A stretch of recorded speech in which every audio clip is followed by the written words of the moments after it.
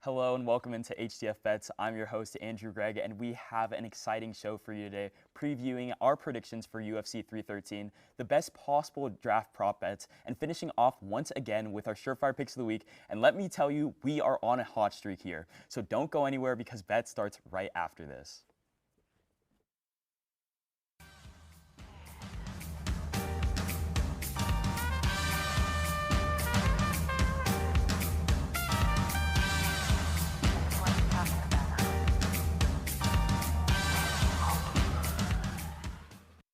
We are back, obviously. Once again, joining me to my left is Diego Ortiz. To my right is Tyler Brownrigg. I won't even ask you, Tyler Brownrigg, how you're doing. But Diego Ortiz, are you having a good day? I'm having a great day. I'm glad. I'm glad to hear. We also have two of our favorite guests, two guests that joined us for WWE last week, and are gonna give us some UFC picks this week. How are you guys doing over there at the couches?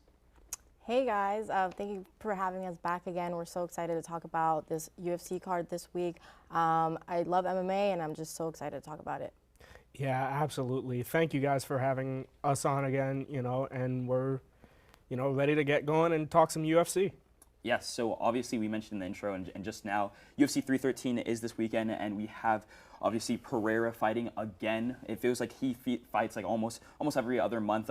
Beforehand, he had three fights in the total of 6 months, so not too many full camps. Versus Ankalaev, another name that I love to say. Obviously, us three UFC experts over here know all the names and can say them very properly, but one of the more interesting fights. Take our word for it. Yeah, obviously. So one of the fights that is most looking forward to on this card, obviously it's the main event. So the main event of the whole card. But you look at Pereira, you look at Ankalaev, both great fighters, both fighters that haven't lost in what feels like forever. Starting with Pereira, he's obviously knocked out each of his last 4 opponents. Between Roundtree, was like almost dead by the end of that fight, and then it feels like he does that to almost every single one of his opponents. By the end of it, they're either knocked out on the floor or like some sort of beaten and battered. It just feels like he's the class of that whole light heavyweight division at this point.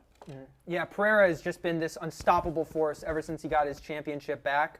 Coming up on 2 years now with his reign, and he is just one of the best strikers in the light heavyweight division, probably the best unequivocally. And going up against Ankalaev here, a wrestler from Russia, I'm leaning towards Pereira. Pretty hot take, I know. Though the line is very close. They have them, both of them. Surprisingly so, Yeah. because it feels like Pereira has been on this hot streak, and now he gets a full camp, and he gets to actually prepare, and somehow the line is only minus 115 to minus 105. So any thoughts on the main event? No, yeah, I'm definitely excited to watch this fight for sure. I mean, it's going to be interesting to see Pereira, who's such a great fighter on his feet, going up against a guy who's really good on the ground, a great wrestler in Ankalaev. So I think it's just going to be interesting to see how he's kind of prepared for him, how he's going to adapt in the middle of the fight. And I think it should be pretty entertaining. Well, any pick prediction for the fight? I'm going to say Alex Pereira, but I think it'll be pretty close. Yeah, I mean, the odds would indicate as such, and obviously I'm gonna go with Pereira too. Guys on the couch, Natalie, let's start with you. Any thoughts on the main event, and what are your predictions for it? My prediction for the main event is definitely Alex Pereira because his striking ability is just unmatched. He is honestly the face of the UFC right now, and I think everyone can agree about that. Ankalaev has a slight chance, maybe if he takes him down, submits him. But honestly, if you can stand with Alex, I have so much respect for you. And honestly, all Ankalaev can do is take him down, see if Alex Pereira can have that takedown defense. But Alex Pereira has that knockout in the bag, to be honest. Jordan, your thoughts? I share that same prediction. I think Pereira's on way too much of a heater right now, on a 5-fight unbeaten streak. But Ankalaev is also on a streak of his own, a 13-fight unbeaten streak. But yeah, I just think Pereira's way too hot right now, and nobody can stand with him. Yeah, I mean, just across the board here, I think we're all on the same page on that. But there are a couple more fights on this card. Get into your fight, Jordan. What fight are you interested in seeing besides the main event? Well, I picked the King Green fight versus Mauricio Rufy, which is a lightweight bout. And my pick for this fight is Mauricio Rufy. He's relatively new to the UFC. This is only going to be his third fight. but he is on a 6-fight win streak. He first started off in the UFC when he beat Raymond Magomedov to actually earn his UFC contract from Dana White's Contender Series. And his last fight against Hamaz Yontop was into how it's just super fluid, fights with his hands down, super unpredictable, and he keeps that Brazilian flair with him. Yeah, I mean, like from our perspectives here, you put it beautifully. I think that Mauricio Rufy is definitely like the pick if it is going to be anybody in this fight. He's sitting at minus 455. It's so the most lopsided fight on the card. Yeah, we're not going out on a limb by saying that Mauricio Rufy is gonna win this fight. Obviously, you talk about his diverse fighting style. Obviously, he's not that well experienced in the UFC. You said 3 fights, if I'm not mistaken. So not the most experienced in the UFC, but like when the lights are bright, he steps up to the plate, and I mean at minus 455, it's kind of hard to go against him. Any final thoughts, Jordan? Yeah. There's 2 big advantages I want to point out within this fight. The age difference. There was about a decade in age difference between Mauricio Rufy and Bobby King Green, right? And then there was also Rufy has a 4-inch reach advantage on top of Green. So I think with those 2 possible advantages, Rufy can definitely win this fight. But it's the UFC. It's unpredictable. Anything can happen. Yeah, I mean, I think we're all on the same page here. There's like definitely a possibility, but maybe not the greatest chance. Natalie, you have an interesting fight with a former, also one of the former UFC champions. What's your fight, and what are your predictions for it? Yeah, my fight is Justin Gaethje versus Rafael Fiziev, and my pick for this fight is Justin Gaethje. Justin Gaethje is honestly one of my favorite fighters, and I do have him. I hopefully have him for this fight. Hopefully he does win by knockout, and he did win against Rafael Fiziev in the past. This is their second fight. The original fight for this co-main was actually Justin Gaethje versus Dan Hooker, but Dan Hooker unfortunately fractured his hand, so he did pull out. But I do think Justin Gaethje has this in the bag and will win against Rafael Fiziev once again. Yeah, you guys are UFC experts, so I'm not going to go away from anything you guys are saying. Obviously, Gaethje is also one of those names that everyone kind of knows. Dustin Poirier, Conor McGregor, Justin Gaethje. It's one of those names that floats around UFC circles. He has a 25-5 fighting record. I don't think that I could go against him, and he's the favorite. So we're not really going out on a limb with any of these picks. Any final thoughts, guys? No, yeah, I think Justin Gaethje, I agree, kind of has this in the bag. He won pretty convincingly, I would say, the first time they fought. So I think it's going to be sort of the same thing. Yeah, no, Gaethje is coming off a loss to Max Holloway, but I expect him, he's already beaten this guy before. He'll do it again. Yeah. I mean, I have no contradictions to you guys. Thank you guys for so much for coming on. On the next segment, we're going to be talking about the NFL draft. Obviously, an exciting time for NFL fans, so stay tuned for that. I guess the crew's getting ready for the next segment on one of our amazing shows. I'm Nick Cohen, host of Season 20 of Hitting the Field, and let me tell you about those amazing shows. On behalf of HTF, we hope you're enjoying today's content, but I'm here to tell you about everything else we offer here at the network. Mondays at 4, HTF Bets goes live for Season 10 with 3 gamblers that, although it may not always seem like it, are here to help us all earn a little bit of extra money while we watch sports. Diego Ortiz, Tyler Brownrigg, and Andrew Gregg's ball knowledge and fun personalities make this show a fan favorite. On Tuesdays, you all loved it, so we brought it back for Season 2. It's Girls Got Game, hosted by Frankie Noble, a show blending women in sports, the biggest sports news stories, and creative segments that make for a fun and engaging show. Next is everyone's favorite sports podcast, The Combine, hosted by who other than Ty Patton, an easygoing, conversational, and technical podcast dropping Wednesdays, also on Spotify at The Combine. Then tune in Thursdays at noon for the network's main show, Season 20 of Hitting the Field, hosted by me. Here, we'll cover any sport, any topic, any story, no matter how obscure. We love some football, basketball, hockey, F1. We also cover baseball, soccer, and we even have to show the UFC love sometimes. Penultimately, TGIF, because Friday is nighttime, hosted by Kathleen Moore and Matthew Bracker. Season 8 of Nighttime is where you'll turn to for all things March Madness, UCF sports, and other collegiate events. We're ending with something brand new. HTFN has never had 6 shows running at once. Also filmed in our new podcast studio is HTFC, hosted by Edgar Rodriguez and Patrick De Leon.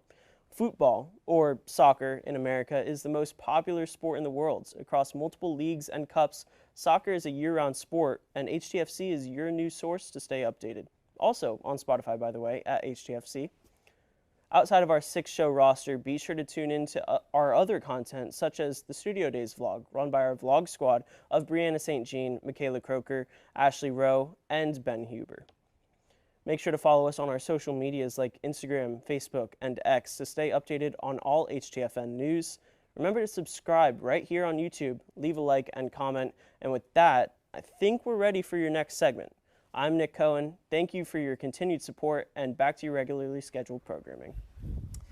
Thank you so much, Nick Cohen. And we are back, but not only are we back, we're talking something that we might have a little bit more familiarity with, the National Football League, if you guys have ever heard of it. Yeah, I think so. I've dabbled once or twice watching the NFL. Okay, yeah. Well, obviously you can bet on anything, and now you can even bet on draft props, which is what we're doing in this segment. Tyler, you have one of the more interesting props, maybe leaning into your Minnesota roots here. What prop are you thinking about for this year's NFL draft? For my pick, I'm going with Ashton Genty to be drafted by the Minnesota Vikings. Now, this is sitting at plus 1,600. Currently, the Vikings are the 21st or 22nd overall pick. I don't remember off the top of my head. But they are in need of a running back. Aaron Jones is a free agent, and they're probably not going to re-sign him. I don't imagine they will. And Ashton Genty is just so good. And we can trade up and get him. It'd be so worth it. We saw what the Lions did with Jahmyr Gibbs, how they went and got their guy in the first round, this electric running back, and now he's one of the best running backs in the league, and we have to play him twice a year, and it sucks. He scored 4 touchdowns against us, and we haven't had a great, solid running back since, like, the early years of Dalvin Cook, because Dalvin Cook did start to fall off with the injuries. Aaron Jones, don't get me wrong, he was really good this year. A great player for the Vikings in his 1 year, 1,000-yard rusher. I want another Adrian Peterson back. Now, is Ashton Genty on the level of prospect that Adrian Peterson was? Obviously, no. Adrian Peterson is amazing, great, rushed for 2,000 yards. Genty, though, he could be the next big thing at the running back position. Probably the best prospect since Saquon Barkley. He was just otherworldly at Boise State. 26,000 rushing yards, nearly 30 touchdowns total. I want him on the team so bad because then the offense for J.J. McCarthy could not be any better. He has everything he would need and more to succeed in his first year starting next year. So Ashton Genty, it'd be too perfect. And this is me trying to manifest it to happen. That's what this is. Yeah, I mean at plus 1,600, it almost is manifestation. Diego, thoughts on Ashton Genty? I think Ashton Genty, he would definitely be a great fit for the Vikings. I think I think they need a real established running back to their team again ever since they lost Dalvin Cook. And obviously now with questions about Sam Darnold or whether J.J. McCarthy, you're going to need a guy back there to alleviate some pressure off of the quarterback. Probably going to be J.J. McCarthy, and then obviously having Justin Jefferson is going to be a huge asset for them as well. So I definitely like the idea of getting Ashton Genty in the draft this year. Yeah, I mean, I like the idea of any team getting Ashton Genty in the draft. I don't know that it would be the Minnesota Vikings specifically, but I mean, Tyler, you can hope and believe and dream. The only competition probably is the Cowboys, because that's where he's really favored to go. The Broncos also have been in some conversations about rumored that they are really interested in him, but obviously the Cowboys are the ones I think that are the favorites to get him.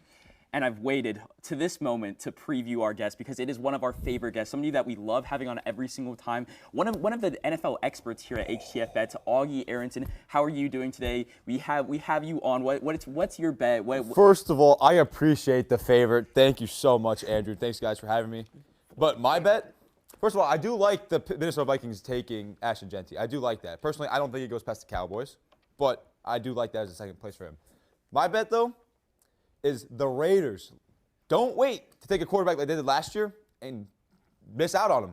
They get the number 1 pick, and they take Shedeur Sanders with that pick. Now, for them to get the first pick, it's currently sitting at plus 1,600.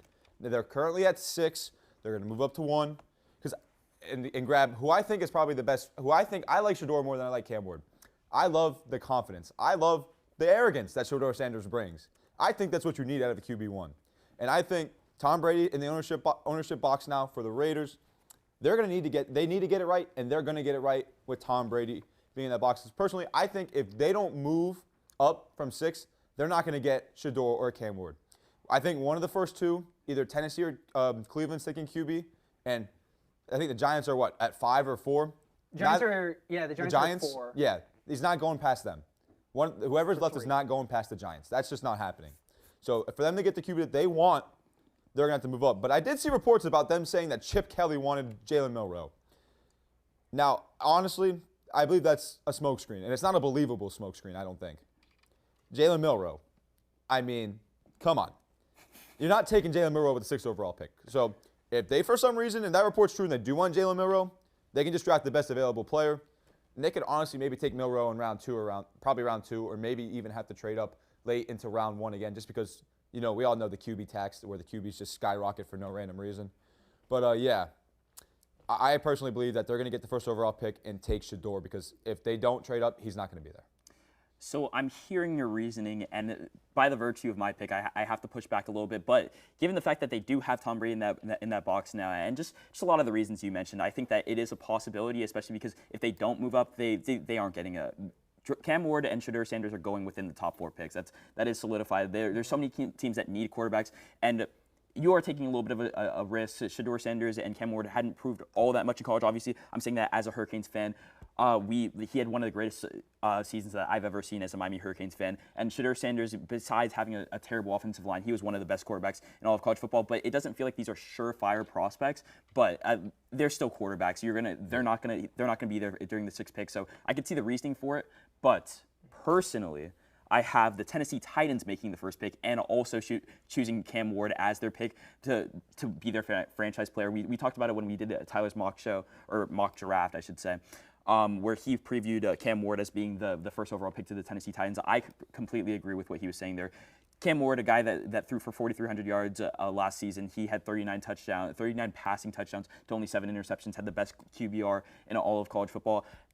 By all the measurables, you'd think that Cam Ward is the best quarterback in the draft. It all goes on who you. It's a personal thing. Obviously, one team sees something one way, one team sees something a different way. But personally, I have Cam Ward. I definitely don't hate a Shador Sanders pick. I think that those two guys are easily the 2 best in the draft. And personally, I have the Titans making the 1st pick and Cam Ward being that selection. But like Augie was saying, I don't think, especially for a pick that's sitting at plus 1,600, it's definitely a little bit of a reach. But if the reasoning behind it, you can definitely see it. Yeah, the thing with the Titans trading the 1st pick, there's been some rumored teams interested. The Giants, I know, for one, but it's just none of these teams really, when I look at them, have enough to offer the Titans to take this number 1 pick. And Will Levis has just been clearly not their guy. The Mayo thing is just not working out. And Cam Ward just makes a lot of sense. It's just he's too good of a quarterback to pass up. I know Abdul Carter was getting some hype, though now he had the injuries, but Cam Ward is the safe pick. What, you don't believe in Mason Rudolph to be the future of the Tennessee Titans? No. I don't think any team has believed in him at any point, ever.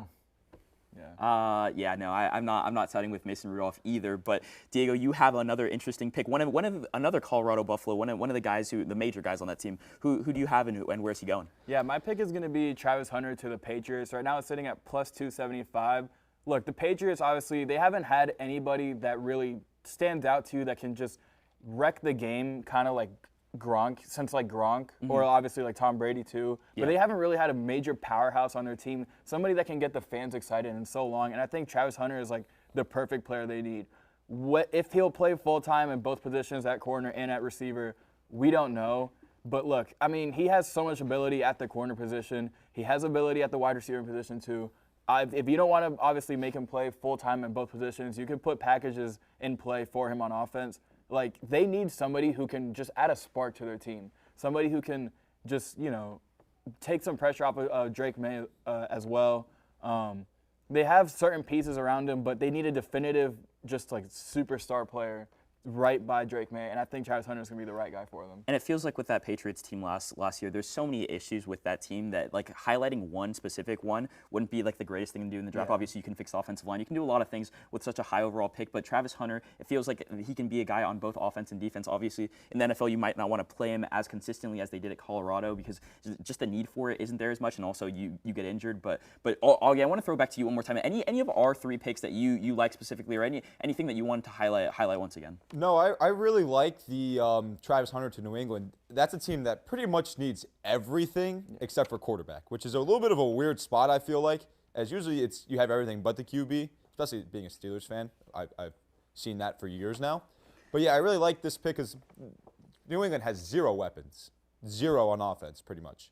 So not only does he give you, as probably the best, he's one of the best receivers in college football coming out, but he's also a lockdown corner. You pair him next to Christian Gonzalez, and it'll be a great 1-2 corner matchups. It's going to be a nightmare for any receiving core. But then also you get a weapon, so they pretty much need pretty much anything, and he's the best player on the board. So why not take him? Yeah, I mean, I just have one final thought. Obviously, we are at UCF. You don't think Javon Baker is going to be the next superstar receiver over there in New England? Did he even play a snap? I don't think he did. Yeah, I think he had like a few catches. Yeah, but Yeah, he well- just wasn't part of the offense like almost at all. Yeah, I think he had Well, like one. I think he had what, like one catch? 2 Maybe catches? Javon Baker and Travis Hunter will be the next 1-2 punch in the league, but I mean, we're yet to see. And obviously, we have a three-headed monster here, and we have our most infamous segment in Bets history, Surefire Picks of the Week. I'm personally excited for. I don't know if Tyler is, but we'll have that right after this. Equally excited. So much.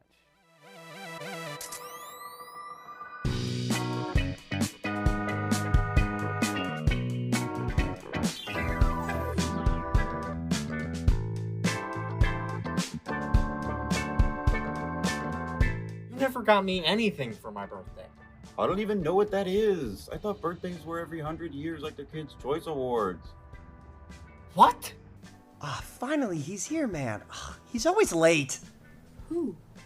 Marcus?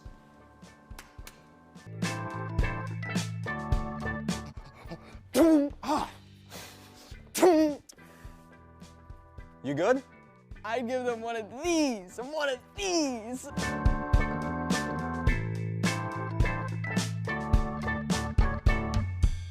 Behind every on-screen moment is a whole team of engineers and technologists. And you can be a part of such a team through SMPTE at UCF. You'll join a team of students just like you who are ready to innovate the future of TV and film. With SMPTE at UCF, you'll be able to connect with local industry pros, learn about new technology in the industry, as well as get backstage experience that really matters. Join SMPTE for a backstage pass to all of this. We meet every last Monday of the month for our general body meetings. There, we discuss how new technology is being used to create new media, and we get to highlight local professionals and their specialties. On top of that, we have some site visits planned, so tune into our social media to be notified of when those will happen. So if you're ready to pull back the curtain and find out what really happens behind the scenes, join SMPTE at UCF. And welcome back. I'm all smiles this week because I hit my first surefire pick of the week last week. I had a feeling about last week. Something just felt right in the air. I had a good team winning over a bad team, the under and the total score, and I just felt something felt right. Obviously, Diego knows this feeling. He's got 2 wins, and Tyler knows this feeling, or it felt like he did maybe 5 months ago. I knew it once upon a time. Since then, your total record has come into a whopping 1-14. If we're not mistaken, we need to check the numbers on that. But just I am hot on Andrew Montana's tail. Yeah, you're rapidly approaching. Rapidly approaching. So any thoughts that you'd like to contribute to your losing? Actually, we'll save that for later. I feel so valued and appreciated. You are a valued member of this program, and we appreciate you giving out losing picks from week to week. So Diego, we'll start with you. What's your surefire pick of the week this week? So for my pick, I'm obviously going to be looking at the Pistons and Jazz game. Right now, I got the Pistons over the Jazz. I got the money line right now sitting at -3.5.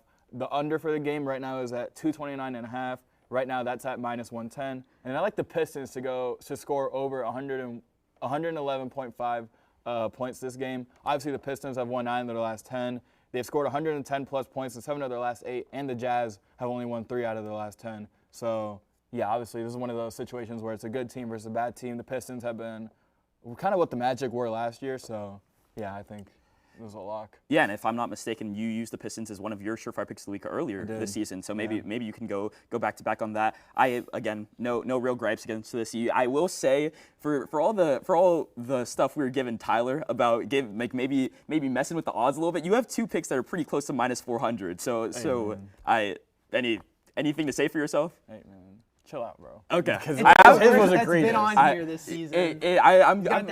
I'm going at your throats a little bit too much. I'm sorry. I gotta win. I got excited. My personal pick for surefire picks of the week this week comes in the Miami Heat versus Washington Wizards game.